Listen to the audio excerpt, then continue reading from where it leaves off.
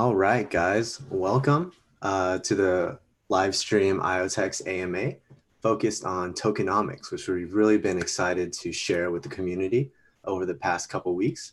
And we're not done. We have a part 3 of tokenomics coming very soon. We want to take this chance to introduce the first 2 parts of tokenomics throughout this call. Really excited to share both the utility of the IoTeX token as well as the DAOs that will ultimately empower these tokenomics going forward. But before we get there, we have a very special guest, co-founder and CEO of IoTeX, Raullen Chai, and I'm Larry Pang. For those that are new to the community, we're going to start with some short introductions. So Raullen, take it away. Hi everyone, good to see you guys again. So this is Raullen, CEO and co-founder of IoTeX. So we have been started back in 2017, almost 3 years, how time flies.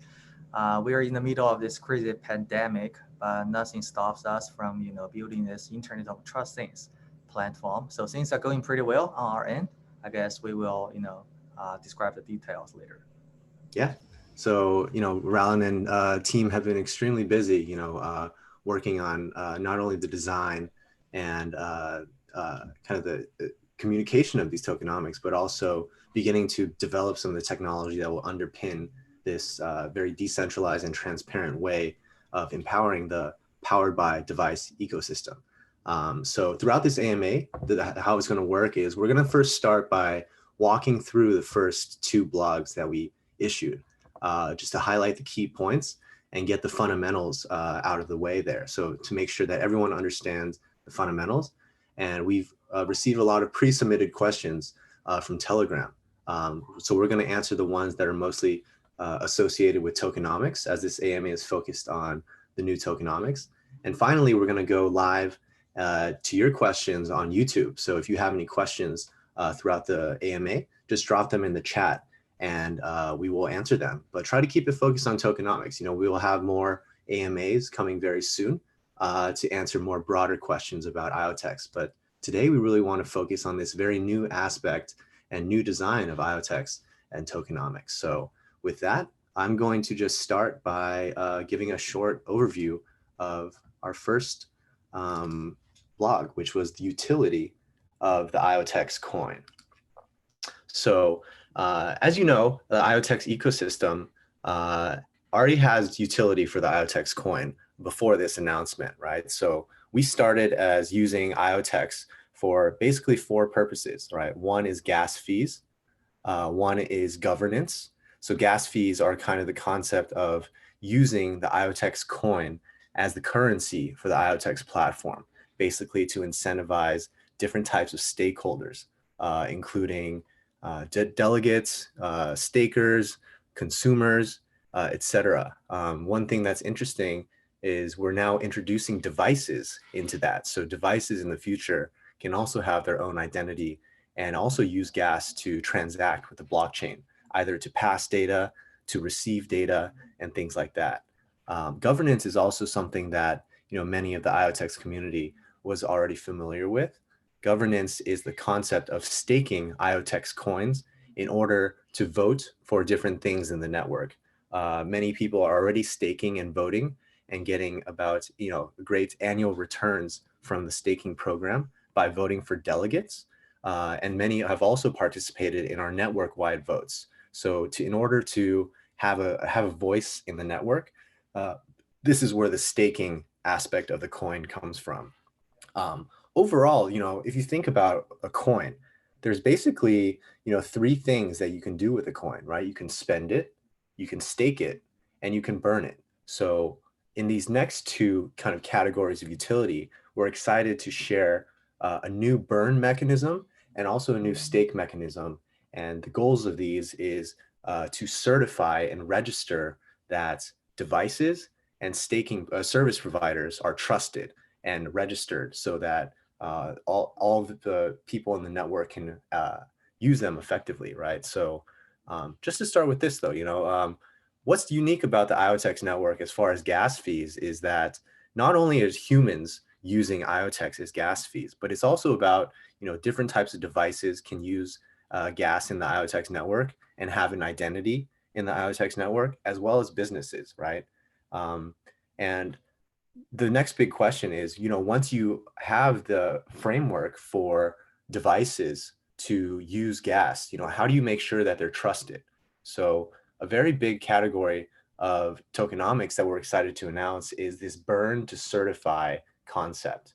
So in the IoTeX network, we use this concept called decentralized identity, which is an identity registered to the blockchain and designed to function without any centralized authority. So this is different than the identity you're used to today, right? Sometimes you use login with Facebook, login with Google. Those are called federated identity, where you register once and you can use it in multiple kind of approved places. There's also the concept of centralized and single identity, which is, one web page has an account, username and password, and it's all stored in a centralized place, right? Because it's stored in a centralized place, you don't have control over that identity. And that's really bad because, you want to have full control of your identity. You don't want anyone to be able to take away your identity. And that's what really decentralized identity and DID provides. IoTeX has built a very unique DID framework for both people and devices. So to get a little bit more technical with this, right? There's a concept within the decentralized identity framework called a verifiable credential. You can think about a DID kind of like as an empty passport, and verifiable credentials, or VCs, are kind of like stamps on your passport that grant you access to specific services, capabilities. You could basically use this verifiable credential to gate access to different permissions or services or capabilities. And that's exactly what we're doing with this Burn-to-certify program. So now that we know what a DID is, and we know what a VC is, how does that really play into the tokenomics, right? So as everyone knows, IoTeX has been working on powered by IoTeX devices like uCam for the better part of 1 year now. And in the future, we hope to expand the concept of self-sovereign data, privacy, and user data ownership to many other different devices. So in order for device manufacturers to access the services that we offer in things like uCam, and also future services that we plan to build, they're going to go through this something called a burn to certify process, where device manufacturers like Tenvis, who's the manufacturer of the uCam hardware, will burn IoTeX in order to receive this special verifiable credential, this special VC, which we call a powered by IoTeX certificate. So that's where the burn to certify process kind of kicks off, right? And basically, with this burn to, powered by IoTeX certificate, what it grants each device is, so the identity and credentials are kind of defined by a specific DID and this PBI certificate powered by IoTeX certificate. The cost is to burn IoTeX. And what this also provides is, service level guarantees, which we'll describe a bit later. It also comes with things like warranties, a concept of a security and privacy label, zero gas fees, but it really comes with this full kind of suite of services that are very appreciated by more professional device manufacturers, right? Professional device manufacturers are focused on building devices, but they need the ancillary services and the primary services really power their devices in a meaningful way. And that's kind of what IoTeX provides. It's worth noting that anyone on the network can create their own DID for free, but without the special VC, this powered by IoTeX certificate, that's what kind of gates access to these permissions and ultimately drives value from these business engagements with device manufacturers back to the IoTeX network through the IoTeX coin, right? So a lot of people have been asking us, how does uCam and the entire device ecosystem really matter or impact the IoTeX coin? And this is one of the ways that it does it. So under this tokenomics design, the most important thing to know is the total supply of IoTeX will decrease with every new powered by IoTeX device, while also driving increased activity in the network and value for the IoTeX coin. And this is meant to be perpetual, or ongoing, right?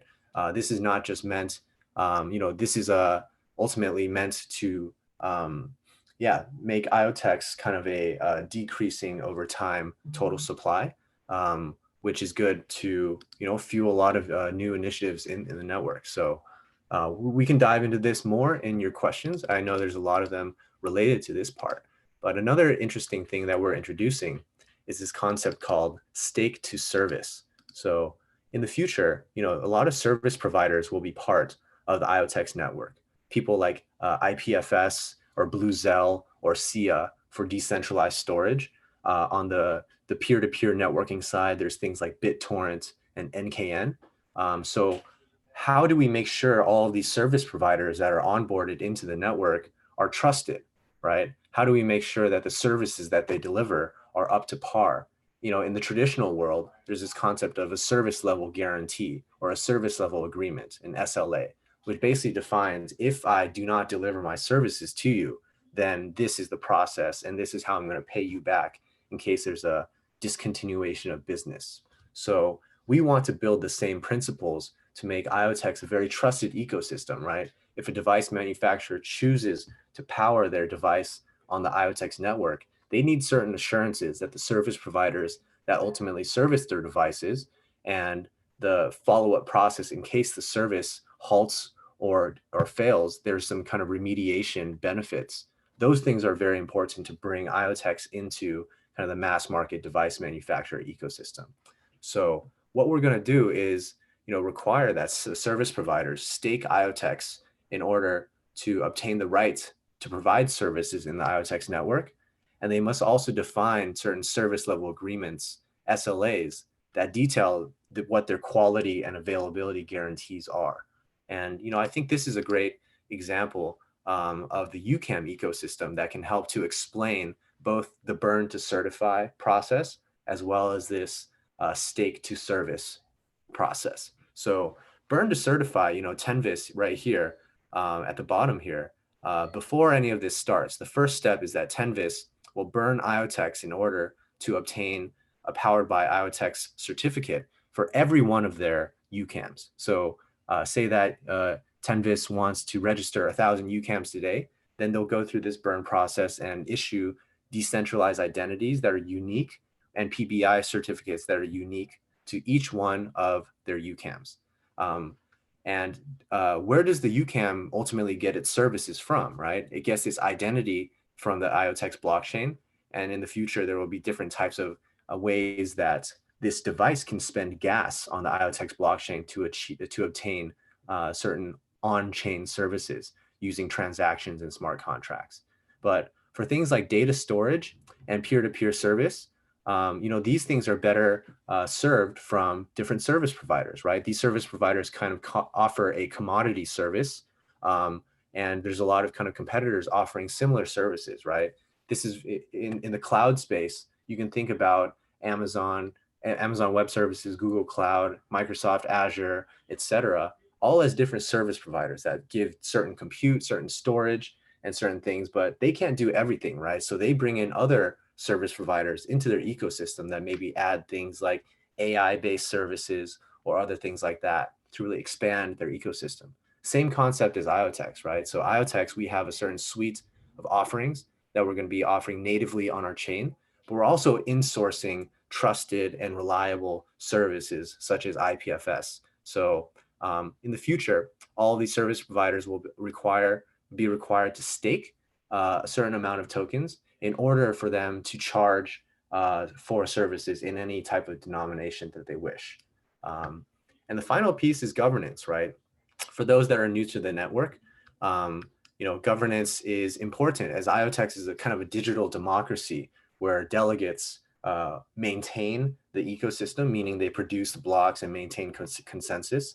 And also, we're starting to get to the point where IoTeX upgrades and kind of governance of the protocol itself is going to start to decentralize more, right? Right after our mainnet GA launch, there's a lot of things that we're looking forward to introducing into the ecosystem, whether it's expanding the number of delegates in the delegate program that can mine, or simply defining some rules of engagement between community, foundation, delegates, etc. Right? So look forward to more of those votes. And the key to this is, you use the IoTeX coin ultimately to stake in order to govern the network.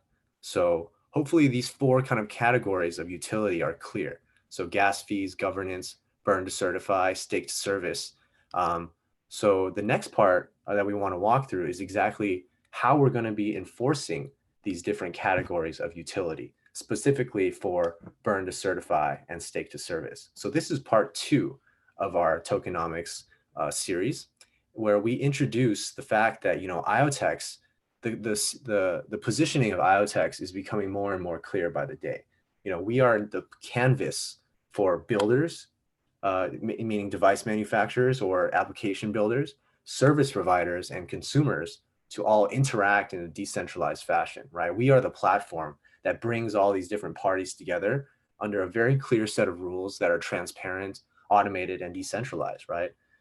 So carrying that theme into our tokenomics design, if you want to have a decentralized network, the governance has to be decentralized, and the tokenomics has to be decentralized as well. So this is kind of what we introduce, the fact that radical transparency is a very important first principle for the IoTeX network, and it's embedded into our tokenomics design. So this is kind of, going back to the stake to certify, burn to certify process here. The way it works is these device builders or manufacturers will interact with a DAO, a decentralized autonomous organization. And that's basically a set of smart contracts that are open and verifiable by anyone, which means these smart contracts do their job, and that's all they do, right? There's openly verifiable. There's no backdoor behind the scenes things going on with your data. It's just very purely transparent, and it fulfills its purpose, right? So I'm not going to walk through the entire flow here, but the basic premise is that, the builders, again, will submit their device information to receive a proof of registration, and using that proof of registration and some IoTeX, they'll burn that IoTeX and receive a proof of burn.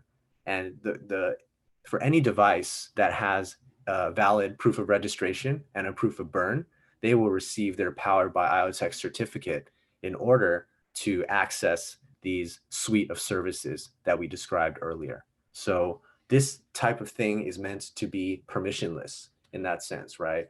Of course, there's certain requirements. This device information has to be legitimate, and there's going to be kind of a overlay between IoTeX Foundation and potentially some of third-party advisors to ensure that, these devices are what they say they are. But aside from that, the full thing, we're trying to decentralize it as much as possible for transparency. And similar concept for the stake to service DAO, right? Where service providers will submit their service information, including those quality and availability guarantees and the remediation in case they breach those service level agreements, and receive a proof of registration in return. Finally, they'll stake their IoTeX and receive the proof of stake. And once they have these proof of registration and proof of stake, then they will be able to deliver services to various PBI devices. Kind of in parallel, right? As service providers continue to service devices, the builders or the owners of these devices, the manufacturers of these devices, will pay the service provider for their services. And in exchange, the service provider will be responsible for issuing their own service level reports. And in case they breach any of those service levels, some remediation. So as you can tell, IoTeX is kind of the open and transparent facilitator of these things, these two kind of DAOs. We don't have too much say. We don't want to have, ultimate control over this process. We want it to be a very free-flowing ecosystem.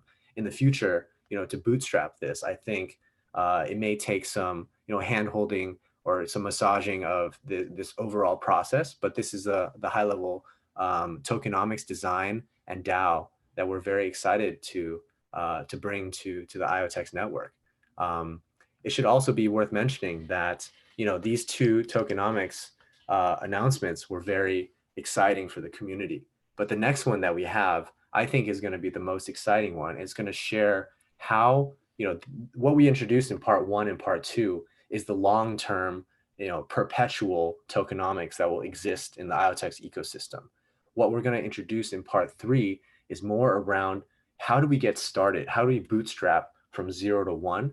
And I don't want to ruin too many surprises from you or for you guys, but it's going to be exciting for the entire community. I really think we built something very special. So with that, we're going to dive into some of your specific questions that we received pre-submitted. So Raullen, you ready? Sure.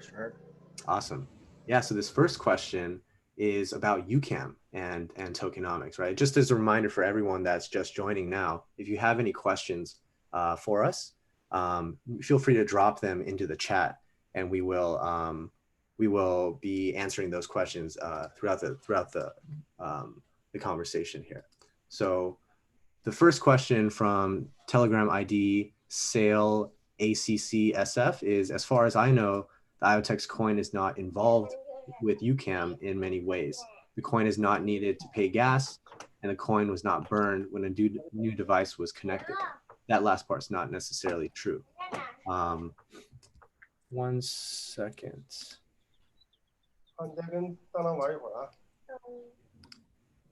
Yeah, I think this question is not accurate, right? Like the description here. Of course, uCam will be the first Internet of Trust things we are going to have on the IoTeX network, and all the token economics, like Larry was describing, will be applied to uCam. So meaning like there will be this burn for certified part for uCam to be activated on the network. Yeah, so we are so excited. I think August will be like the big month. We will have like a massive launch on the uCam. We already have everything in the pipeline. We just haven't announced yet. We will have like a massive launch for the uCam. At the same time, we're going to like a real kick off this token economics to make it running in the production, so people will be able to see it. I'm so excited to see actually. Every time, probably every day, I don't know, maybe thousands or maybe a few hundred uCam gets activated on the network, while like a certain amount of token gets burned, and a certain amount of token gets whatsoever, right? So everything will start to work on August-ish. Yeah. So, the other part of this question is saying the coin is not needed to pay gas. That's true because, uCam kind of uses the blockchain identity from the IoTeX network, which, as everyone knows, creating a new identity or a new account is free. But in the future, we were thinking about a lot of, interesting tokenomics designs where the uCam or different devices that are powered by IoTeX itself can interact with a smart contract for security purposes, right? By sending a transaction or engaging with the smart contract on a regular basis, it can basically declare that I'm safe, and it has a very kind of audit trail of these records that show the device is functioning properly, that data hasn't been accessed maliciously. So it's more of a subscription model, right? And as more devices come onto the ecosystem, right, it's important to think about the future as well, right? uCam is one single device. Its purpose is to provide privacy for people's smart homes. But in the future, as more devices come on board, different connections between these devices, whether it's your uCam that's in your garage that identifies, the garage door is opening to trigger an action through the blockchain of another device in your home, maybe to turn on the lights or to start the thermostat. All of those things today, maybe you're used to your Nest Cam and things like that. All of these are different manufacturers and different tech stacks that ultimately, IoTeX can provide the trusted identity framework to power all of those kind of interoperable interactions. So uCam's just a start. I see someone here saying, there's never been an unboxing to show uCam, pure model, and chatter. That's not true at all. There's been several unboxing videos. I think you just have to look deeper. The uCam is already in the hands of about 100 community members and worldwide, and even hundreds more inside. Yeah, I mean, Raullen can. Yeah, let me show you guys. I have like a few, on my just sitting on my desk. So Yeah. of course you can hear. I just took it out this morning for testing. So uCam is a real thing. It's not a toy; it's a real product. We're going to ship to the hands of customers. So yeah. So generally speaking, if you want to see an open boxing video, so this is a short one. I'm not sure about Zoom why it's just cutting off the images, but yeah, definitely like look like this. Yeah. Yeah. No, We have already like a beta tested this one in like a 200-ish California homes. Different people from very different background. Some are scientists, some researchers, some business guys. Some artists. Yeah, so they all have different opinions about uCam. Some suggestion, feedback. Of course, we are working on But I think in general feedback is really good. Like people do care about their privacy, especially about family, about his home. Everybody cares about. Yeah. Definitely. So the next question on tokenomics, right, is about the last tokenomics article. SLAs, service level agreements, will surely improve confidence of clients, but requiring more will deter the growth of the services developed. I think I can take this one, right? So what's interesting about service providers is that, there's a really great kind of tech stack development theory, I would say. It's like the app infrastructure lifecycle, right? Where what you need to create amazing applications is the infrastructure to start, right? So without a really robust infrastructure, you can't power those different types of applications. So the better infrastructure you have, the more applications will come to build on your infrastructure. And as more applications come on, they're going to have more unique requirements that will demand more from that infrastructure. So as a critical mass of applications comes on, the infrastructure will have to improve both to scale to support the larger number of devices, but also to add more native services or bring in more service providers to fuel that, right? And then it's kind of this ongoing cycle where infrastructure determines the apps that will be built. The apps will be determine what new infrastructure needs to be built, or what new services need to be onboarded. And then that will also further create new types of apps and so on and so forth in a cyclical fashion, right? So what we're saying with this whole stake to service model is we want people that are serious about providing services to the network, right? IoTeX is very unique in that we already have things to service within our network. It's not just random wallets where, a lot of other blockchain networks don't have many users or devices to service. As we grow this number of devices, more service providers like IPFS are going to want to store the data from uCam on decentralized storage or provide the networking for all of these different devices out there, right? So with more service providers comes higher competition, which will ultimately increase the quality of service. And then that's that virtuous cycle kicking on again. Once you have great quality of service and diverse, robust services, then that will attract new device manufacturers and the cycle continues. So yeah, Raullen, I know you have a lot of experience with this, right? Building both infrastructure and applications. Maybe you can dive into how this all really works from your head as well. Yeah, we can also move on. Like there are quite a few questions down the road. Do you Right. want? Just save some time. Yeah, sounds good. What you have is pretty good. Cool. So this next question is around, I would like to know if the powered by IoTeX certificate that will be issued in the future to device manufacturers will be renewable or just a one-time issuance that will serve the manufacturers without expiration? Yeah, I think that's a very, very good question. Like for now, we are working with this smart home devices, which usually have just a few years of life cycle, three years, probably 5 years at most. So that's why when we design this PBI certificate, we do not consider this expiration thing, which we should. But I think later on, we are going to probably add in some like the expiration date. Right. I mean, ultimately, I think it's all about giving optionality to device manufacturers, right? Of course, we talk to several device manufacturers currently, not only for uCam, but for other products in the future in the pipeline, right? But, it's going to really take some time to understand the general requirements of these device manufacturers to figure out what type of business payment structures that they're comfortable with, right? Maybe some of them will want a one-time issuance that was good forever. Sometimes other people may want to rent it or access these services for 1 year. It's kind of like the way that voters vote in the IoTeX network, right? Some people will set 3-year stake duration because they're locked in. Some people will set 0-day stake duration because they want more flexibility or things like that. So the next question here is, while creating tokenomics, did you take into account the experience of other projects, whether they were both positive or negative? And how has the experience of other projects influenced your decision making when creating these tokenomics? Yeah, I think that's a really good question. Of course, like we did a bunch of research into existed token economics on the market, especially like the successful ones, right? There are very few, to be honest, very few. There are lots of fancy stuff, but they are just going on for a while, then just disappear probably in the next month or so. I think the really long-lasting ones we saw so far is I think MakerDAO is doing really well, and there are a few others.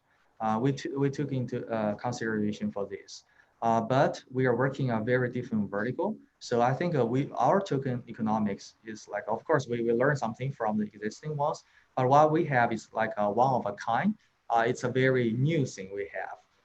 I'm personally very excited about the things we are creating right now. It's innovative, and also it combines like the business model with this crypto token like in a perfect way. And also it integrates with IoT devices, sales, e-commerce, adoptions, together with like very tightly together with the concept of privacy preservingness, right? So I think that one of a kind. We never know. Like we have to turn on the engine and let it run for a while, and we can see how this token economics works in a real world. Right. Everyone should understand that tokenomics for IoTeX means the fuel that will basically power trusted interactions between many different types of stakeholders that don't necessarily trust each other, right? And the stakeholders in the IoTeX network, as Raullen said, are very unique, right? Other networks don't have to deal with device manufacturers or even consumers at this point, right? So the IoTeX token is ultimately meant to fuel these organic one-on-one relationships or peer-to-peer relationships with all these different parties in a totally trusted and verifiable way. We get a lot of questions, maybe this, I can squeeze in one of my questions to you, Raullen, is we're getting a lot of, DeFi, especially this yield farming kind of topic is really exploding, the past 1 or 2 weeks, right? And a lot of people ask us kind of what DeFi means for IoTeX, right? Stable coins and things like that. I think it's kind of interesting, this concept of DeFi-OT, right? Decentralized finance for the Internet of Things, whether it's connecting, people that need a loan to, create 500, a large amount of devices, or, just what does finance mean in the IoT space, Rob? Yeah, I think there are two different ways to interpret it, right? So the first one is we will use like the DeFi to drive the adoption of these IoT devices. Of course, I think this one is like a uCam is a very good example for this one. And down the road, another interpretation is we will feedback all the trust data coming from IoT into the trading world, into the finance world. As we can see so far, like a DeFi on the Ethereum, DeFi on the other platform is mostly about trading of the tokens plus some lending and borrowing of the tokens, right? So that's it. If you look through all the DeFi projects, and it actually comes down to trading, lending, and the borrowing. So that's very limited. We want to expand the scope for DeFi by using like an IoT in two different ways. Yeah, thanks for that, Raullen. I think yeah, as we kind of build this out, we'll definitely share more and probably write a blog about this. There's a lot of different financial interactions between different players in the IoT space. So Yeah, I can give it like a very concrete example, right? So when we were working with those like device manufacturers, supply chain finance is definitely like a hard like a requirement for lots of these manufacturers because they are very tight on the cash flow. They do want to borrow money from the market in a way, right? So they can do the manufacturers of maybe millions of these cameras whatsoever. Then they just put it on the sale, and when they sold on Amazon, like all the cash flows back to the manufacturer, so they pay off their loan with interest for sure. So that's how the supply chain finance works. But for now, the supply chain finance is very like closed to like a very few players in the system, not open to everyone. But like we see an opportunity here, but of course not like doing it right now. But we see the opportunity here if we can have our token economics be part of like the of this like infrastructure to open up the supply chain finance for everybody. So I think this will be a huge opportunity, to be honest, right? So everybody like wouldn't mind too much if you deposit like $100 here for like an annual yielding of like a 10%, 20%. You will be very happy, right? So you will deposit your like a fiat or maybe whatever stable coin over here, and manufacturer will be also very happy. So they have more cash flow to do the manufacture lots of things. Yeah, so that's just one example how this IoT will help this DeFi to expand from what is right now. definitely, thanks for that, Raullen. Yeah. So this next one is around the total supply of IoTeX, right? So I am can I am Lamka Nguyen, I think. The total supply of IoTeX is 10 million IoTeX, and the circulating supply is around 5.4 billion IoTeX. Does the IoTeX team have plan to increase or decrease the supply? So, I think we mentioned earlier this week, we even had an announcement where, the IoTeX Foundation decided to burn 2.6% of the total supply. So that 10 billion is actually around 9.75 billion with the maximum supply. But Raullen, yeah, talk to us a little bit about the Burn-to-certify and the plans for decreasing the supply over time. Yeah. For now, I think the plan is trying to decrease the supply by using like a portion of the tokens that was allocated to like an ecosystem, trying to boost the adoption of uCam and other IoT devices. Mm-hmm. So I think we already burned 2.6% of the total supply because we want to accelerate like the migration from mini beta to mini GA, like just in a few days. So we burned like a small amount of token, which was announced like a few days ago. So that brings down the circulation also by 2.6% of the total supply as well. Yeah, so like I said, like Larry said, right? So once we have like this uCam things launch, we have kick off this engine for this token burn, whatever, token economics. I think we will see more decrease on the total supply side. Mm-hmm. So this next question is around service providers. Service providers will be required to periodically submit service level reports. How are they guaranteed to be true reports? And would it involve feedback or ratings from other users? So, for these service level reports, right, the important part is that they're first registered directly onto that smart contract so that, they are time stamped and immutable, right? So for all of the arrangements that follow, they will refer back to those service level agreements, and they need to be very clear. And it's ultimately up to the device manufacturer to decide whether or not they want to use this service, right? Maybe one service provider is more cheap in the amount of dollars per gigabyte stored, but their service level agreements say, maybe I guarantee that I will be up 95% of the time. Whereas a more expensive option is saying, hey, I'll be up 99.999% of the time. And it's ultimately up to the device manufacturer which service that they want to choose. But all of that is transparent and ultimately immutable and persisted on the blockchain, right? But to start, it's a little difficult to encode this and enforce it automatically. But what we want to do is start with the trusted base of having the same information that is unchangeable, right?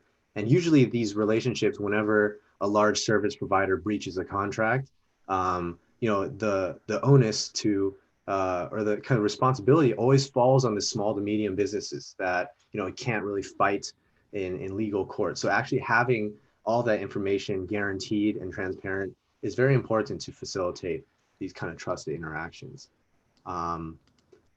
Yeah, this next question here around DAOs.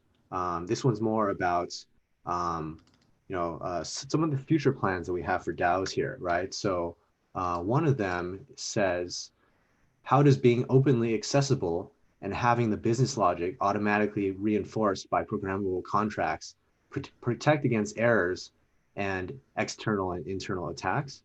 And the second part is around a bidding layer for stake to service. But Raullen, maybe talk to us, educate us a little bit about DAOs, right? Why are DAOs important as far as ensuring programmability and kind of protection and security against attacks?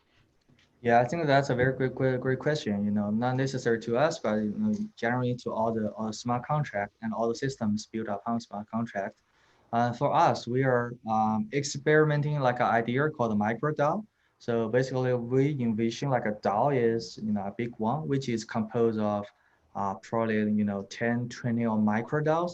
Each of the micro DAO will just do its job, right? So it's the same as you have a big service like Google Search, but under Google Search, you probably have 1,000 microservices. Maybe this microservices just do authentication. This microservice will do maybe data persistency, for example, right? So we were also trying to experiment the same thing on this DAO.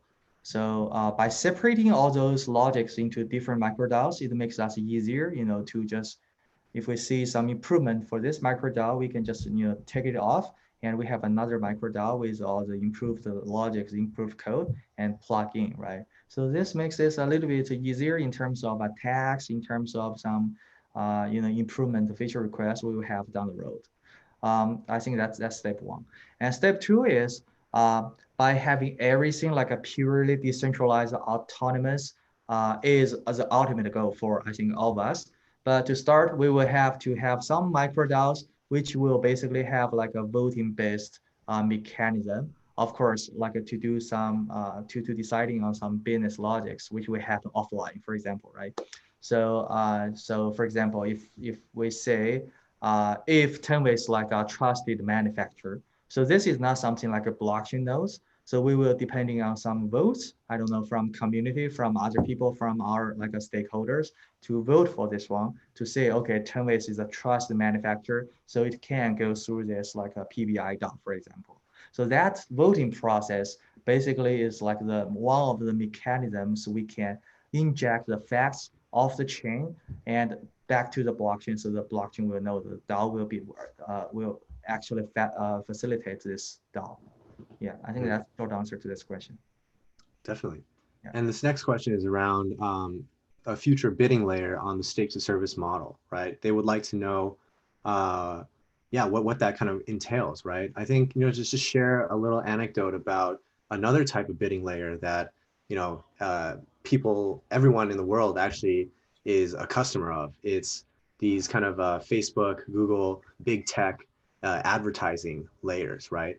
That's all a bidding system. So they basically define, this is the service I want, and this is the service I'm offering, and people will bid money to basically advertise to a certain set of stakeholders, right? So in the future, when there's more than one storage provider, right? Say there's IPFS, Bluzelle, SIA, et cetera, then there could be a bidding layer in order, and say all of them kind of define their own similar service levels and service remediations, then they can bid to service these various devices. But that's kind of a step three, I would say.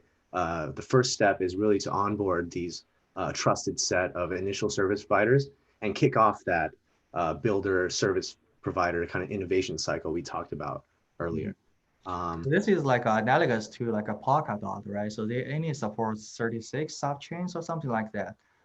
So you will have to bid in, get into the top 36 so you can run a subchain. It's a similar idea.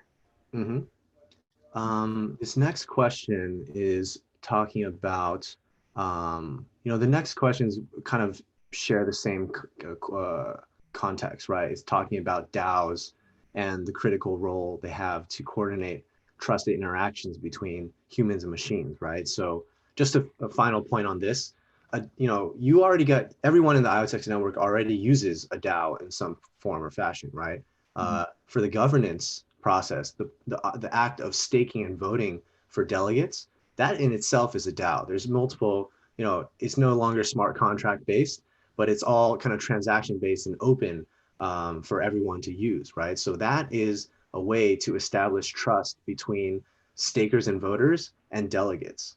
And if you think about, those two populations, what ties them together is that open business logic in the form of the staking and voting service, right? So same thing for device manufacturers and service providers or even consumers in the future, right? All of those interactions will kind of be guaranteed, not by a centralized service, but by decentralized smart contracts so that people know, what they're getting involved with. And that's the ultimate premise of a DAO and blockchain, right? It's about everything you do in this ecosystem, all the parties you engage with have an identity.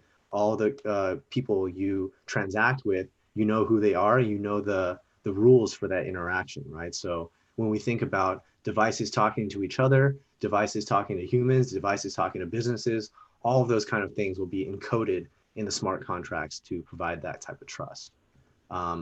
And here's the last question before we dive into kind of if you guys have any questions regarding tokenomics, feel free to drop them into the YouTube chat here. I see a few questions already. But the last question is about the recent announcement of burning the 2.65% of total IoTeX supply, right?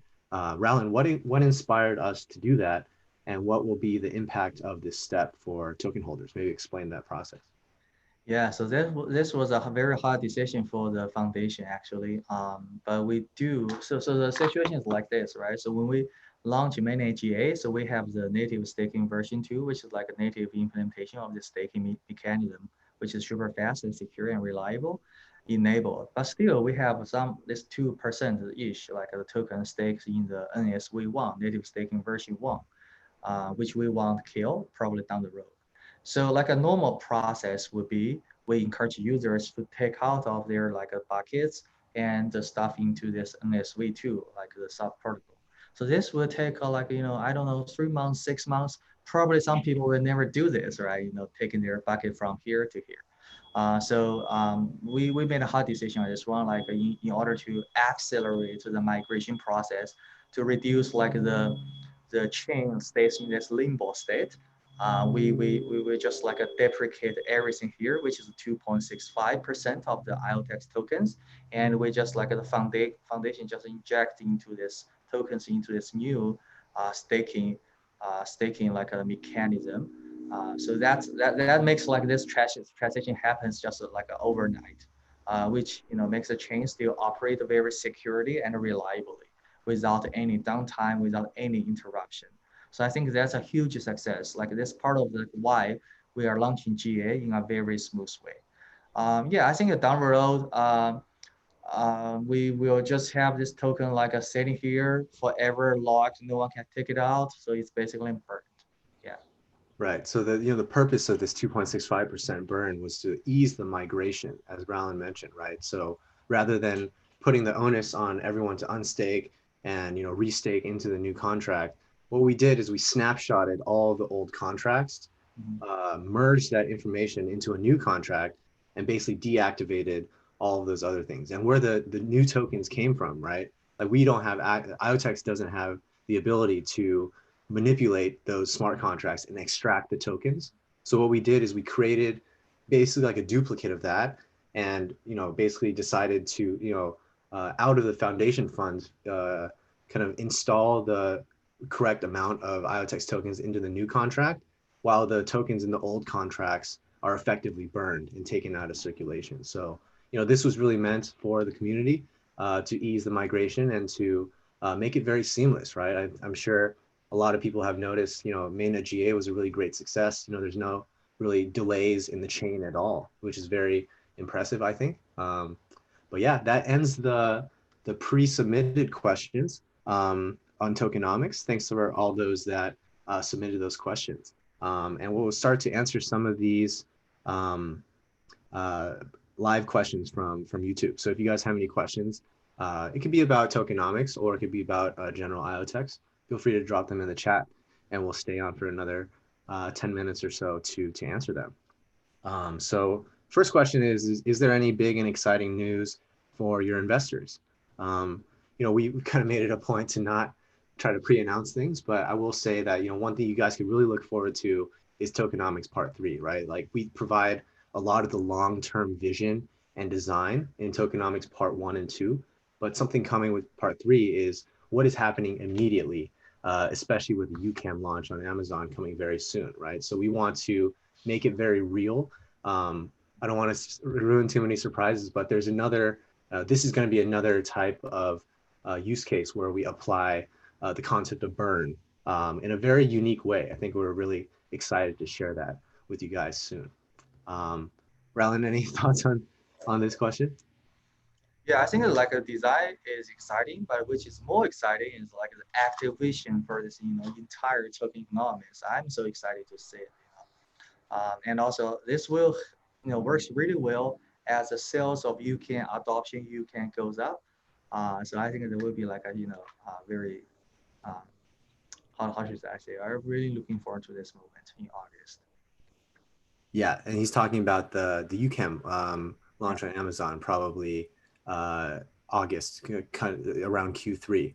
I see another question here around, can you shed more light on the upcoming launch of uCam to mass market retailers, which will take off in early Q3 2020, and the ways it will help drive new value and utility to the IoTeX network? So maybe I could provide a little bit of context on what this launch entails, and would just love to hear, Raullen's candid thoughts on, what kind of jump starting this tokenomics through uCam means, right? But as everyone, as you may know, right, uCam is a powered by IoTeX product, but we worked very closely with a large security camera manufacturer called Tenvis, and they've been around since 2005. For the past 15 years, they've sold tens of millions of cameras to enterprise, government, and consumer.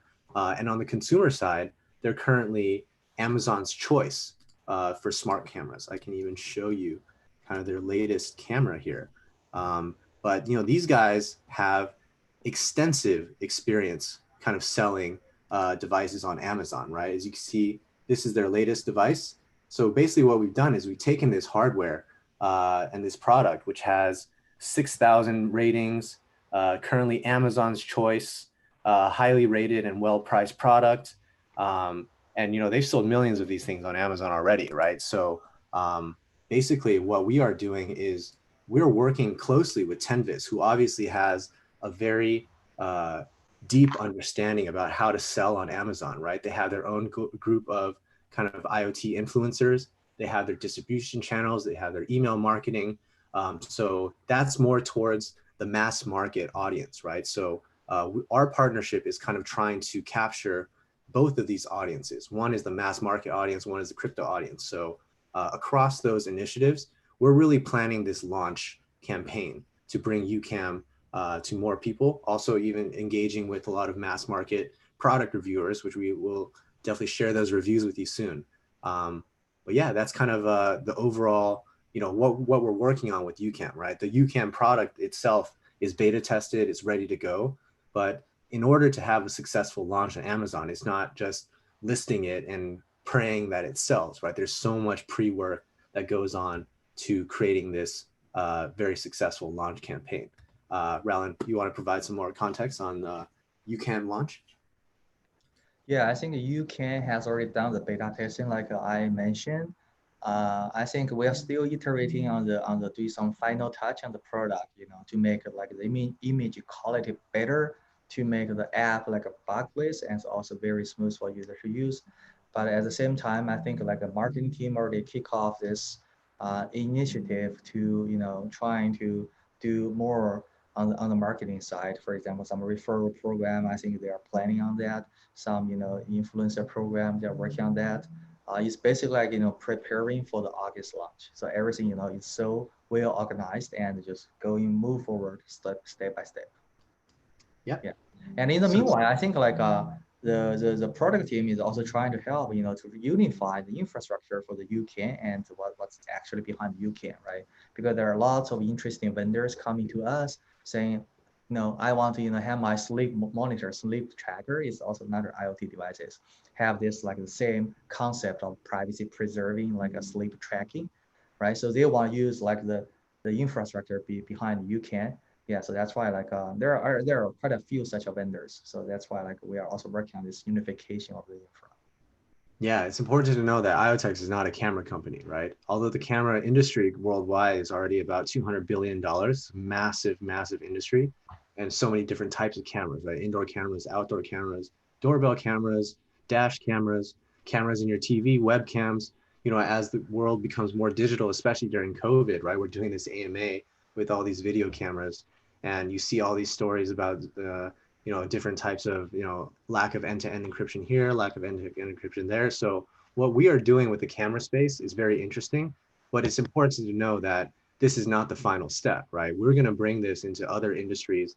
Excited to, as Raullen mentioned, tap into the healthcare industry where devices manage very, very sensitive data, just like your indoor security camera is, right? So we want to give people ownership of that data.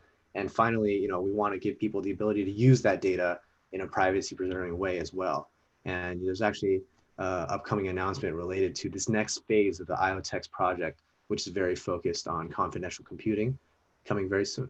I don't want to ruin that surprise either, but yeah, the next question here is around what measures has IoTeX put in place to ensure incentives are continually made available for network participants to help support, maintain, and service the network.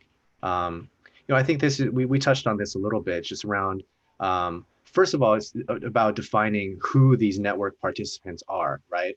And what activities each of those guys participates in, right? So for gas fees, for example, anyone, whether they're a human, a machine, or a business, can interact directly with the blockchain and operate smart contracts, process transactions. So the network participants in that sense are just peer-to-peer between blockchain and the stakeholders, right? But for governance and things like that, there's multiple stakeholders involved. There's delegates and there's users. So that's the connection between those, right? For this kind of powered by IoTeX ecosystem, we usually see it in kind of like a tri-party agreement. One is the device builder themselves, the hardware manufacturer, for example. One is the service provider. One is the application builder, and one is the platform provider, right? So, across all of those, this is a more complex type of network of participants, right? If for uCam, for example, Tenvis is the device manufacturer. AWS and TrueTech are the service providers to the camera, as well as IoTeX. And the application builder, in this sense, just happened to be IoTeX as well, as we kind of wanted to make this product a real big success, right? So just have to think about all the different activities and the network participants that ultimately fall into it, and utilizing open and verifiable business logic to ensure that those interactions are trusted. That's the core of tokenomics, right? It's not only about, hey, we're deciding to burn this amount, but burning for what reason? What trust does that add to the network? These are all important questions when thinking about overall tokenomics design. Raullen, anything else to add to that? No, I think that's pretty good. Cool, cool. And the last question here is around, just the general blockchain industry, right? What problems are we seeing occurring in the blockchain industry nowadays, and how does IoTeX aim to solve these problems? Yeah, that's my favorite question. I think a blockchain, especially crypto, still is like a very small market as of now, right? It's mostly like a speculators and some traders here and there. And like my personal opinion is basically, if we do want to see the growth of this market, there must be some way this blockchain technology, maybe crypto tokens, can create some values for people actually, right? Even some very payment is one very good example. If we do have a payment everywhere for whatever coins we have, I think that's a huge achievement for the entire industry. So market will grow. So of course, IoTeX is also driving like towards this direction. So we do want bring normal users into the crypto world, and we do want to use crypto to address like the real world problems, to generate revenues, to help people to make the world better. I think when that happens, so this crypto market, this blockchain entire world will grow. For now, it's a still very initial stage. I saw lots of projects. They are mostly, yeah, still, focusing on this, the marketing, lots of things that's not going to help too much in the long term. But I do see like a few real people that has the right tech knowledge, has an entrepreneurship, has the insights for, what's going on next. They are, tapping into the real world, trying to address the real problems using blockchain and the crypto token, right? So it's the same as Elon Musk. Everybody knows, my immigrate to Mars is such a huge achievement for the human being, but no one dares to take on this initiative. But he starts to take on this initiative. Same here. Everybody knows, trying to combine crypto with the real world will create like a massive market and also value for a company and project. But few, really take it on. I think we are like within this few who has the insights and right technology to take it on. Definitely. I think that even in the DeFi space, you've seen this a lot, starting with GPU mining with, everyone remembers the huge craze of Bitmain, back in 2019, right? And they kind of dominated that market. They introduced the concept of using these ASICs miners to gain yield, and their tokenomics design was all centered around that unique capability, right? And now you're seeing a new type of model with yield mining and compound, where they're introducing a new model. Whereas GPU mining, it was a really big buzz when it started, and it started to, normalize a bit, where it's, a very steady ecosystem now. Yield mining, it had its, really jump crazy period, but eventually you'll start to see those rates normalize as people start to understand the model more, right? So just like Raullen said, we're creating the engine within IoTeX that's going to support this new class of tokenomics, right? And we think is very quite interesting. It's worth noting that the DeFi space is very big, right? It's multi-trillion dollars, but so is IoT. So I think once people start to realize, kind of like Metcalfe's law, where if you have 1,000 nodes on the network, those are 1 million unique peer-to-peer interactions. Those are what the network effects we're trying to capture. But it all starts with kind of bringing on the first critical mass of devices, and then jump starting that engine for the ecosystem to build out from there. And I mentioned this. Part 3 really digs into our vision for how to really bootstrap that. So definitely stay tuned for that. And yeah, I think that is mostly all the questions that we have today. I want to ask Raullen if he has any final thoughts for the community before we jump off.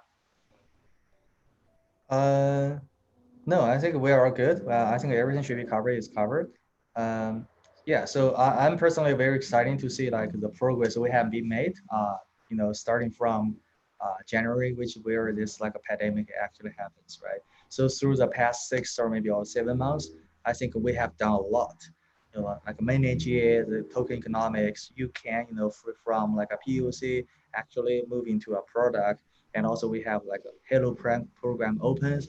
I think 8 or 10 applications already flowing. There are more on the way, and we also kick off some big partnerships, which we haven't talked about too much, with really like a very big companies, to try to tap into this privacy preserving computation or so. I'm so satisfied. I'm so proud of the team. So I think we have done a lot, and there's a very good. I think Q3, Q4 will be coming for IoTeX. Yeah. Awesome. Yeah, so thank you guys so much for tuning in. We'll be posting this on YouTube as well, just to share these insights on part 1 and part 2. We'll definitely have an AMA after the new part 3 is released, which is going to be the conclusion of our tokenomics series. And we'll put a very real kind of stamp on what we're talking about here. So hope you guys enjoyed kind of the long-term view of IoTeX. We'll be following up with some more immediate things that you can expect. And yeah, hope everyone has a great day. If anyone has any other questions, definitely reach out to us on Telegram. We're here to answer your questions. But until then, we'll see you next time for the AMA. Thanks, everyone.